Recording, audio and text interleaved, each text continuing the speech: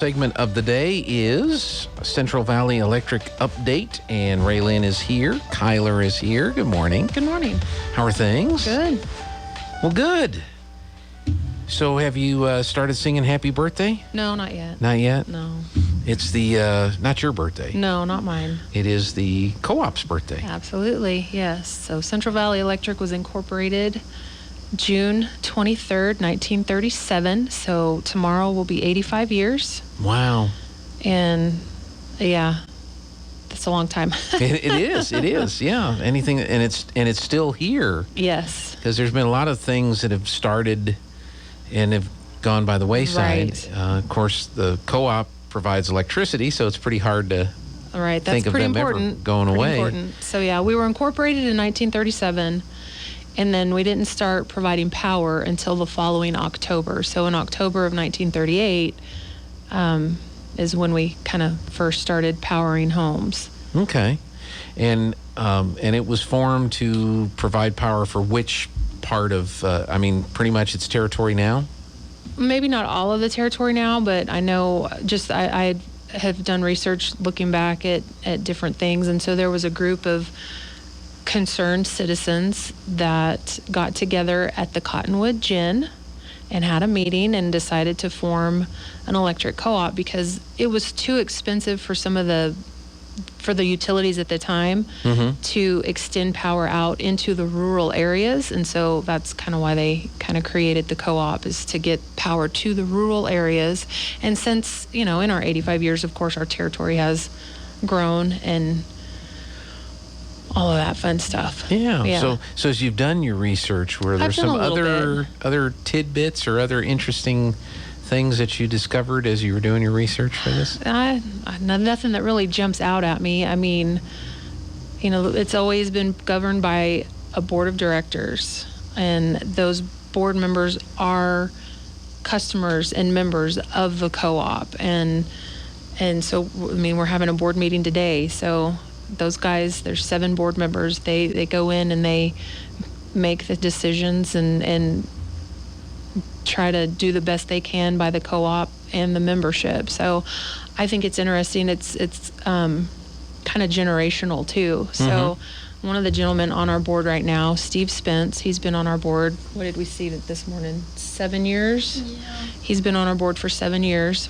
His dad, Solon Spence, was also on our board for over 40 years. Oh, wow. So he was on our board from 1955 until 1998. So I just think that it's kind of interesting and neat to see that his son is now on our board. Yeah. 85 years. I wonder if there's anybody still around that would have been, around back in the day, 85 years ago. Yeah. They probably were a kid or something Absolutely, like that. yeah. To do that. Has the co-op ever generated its own power, or has it always acquired power from other sources? We've always acquired from, and I think it's been, so we get a portion of our power now from the Southwest Public Service, SPS, or Xcel Energy. Right. And so I think we've always kind of had that agreement with them.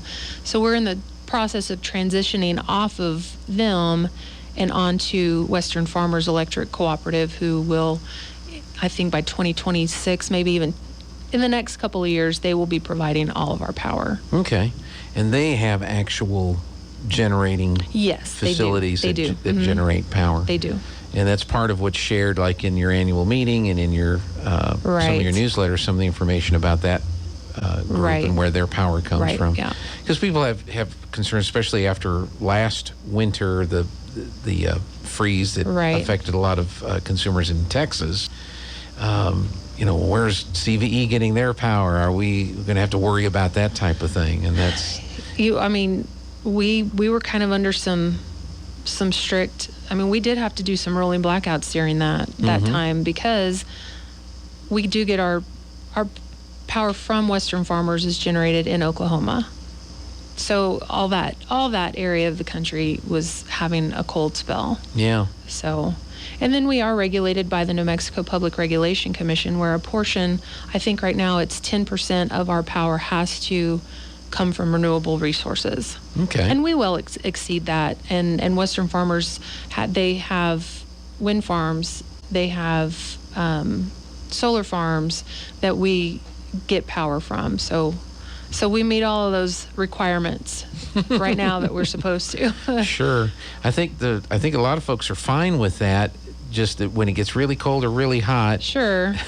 Is there a switch that can be flipped to make sure that good old natural gas and coal and nuclear is feeding everything when the wind doesn't blow and the sun doesn't shine? And that's a science in itself. Getting power dispatched to the different utilities and meeting the demand that you have and anticipating weather. And the people that kind of do that kind of stuff they're a lot smarter than I am for sure, but I mean that's a science for sure on how they do that. Yeah. So tomorrow is the actual day. Tomorrow. Is there going to be cake? And we hadn't really done that. No, not really.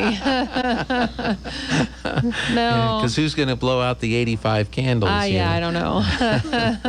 Or you'll have to have one. Well, you may not want cake after we blow out 85 candles. Exactly. Yeah, that's going to be an issue there. So, yeah, but we may set out some goodies in the lobby. We may, if you stop by, we may have some different giveaways. There you go. Set out in the lobby for people. So that'll be very nice to do. And I know the board is always looking to the future to making sure that systems are in place to make sure power is available whenever it's needed for all their members. Absolutely.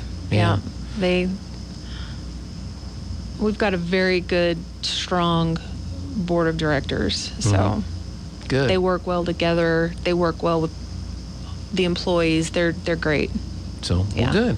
You guys have any job openings presently at CVE? We do. We still do. Let's see. We are still looking for an engineering tech, and then we are still looking for apprentice linemen. Okay. So if that sounds like something you might be interested in, you can go to our website and read the job descriptions further, and you can also get an application. Okay. You can also stop by our office and get an application and fill that out. I know if you have a CDL and you're looking for a new career, come and look at that apprentice lineman. Okay. Have to have a CDL. You don't have to. We would like for you to. Okay.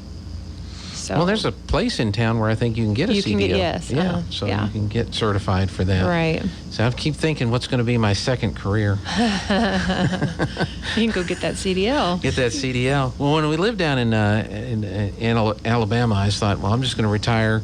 We'll get a little cabin on the beach, and I'll work at the grocery store. Oh, there you go. But that, the beach has grown up now. It's all condos. Oh, yeah. So that's, you can't afford a house on the beach I can, anymore. right? Not on a grocery sacker's salary. So I'm not trying to think what my second career is going to be. Maybe it's driving a truck there or you something. Go. That might be kind of fun. Yeah.